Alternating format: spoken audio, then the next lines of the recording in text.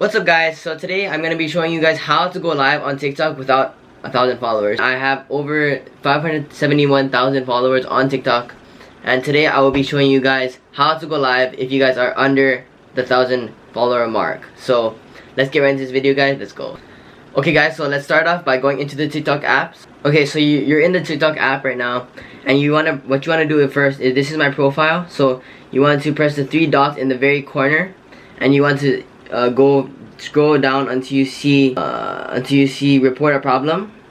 You want to press live payments and rewards. Okay, then what you want to do is you want to go into hosting a live and then press I can't start a live. So then what you want to do now is you want to say it asks you a question, is your problem resolved? And you would say no because your live is not working. So you press no, and then you press still have a problem, which takes you to a place where you can tell us your feedback. And so what you would type in this is something like, hey guys, I cannot go live anymore, could you please fix this issue?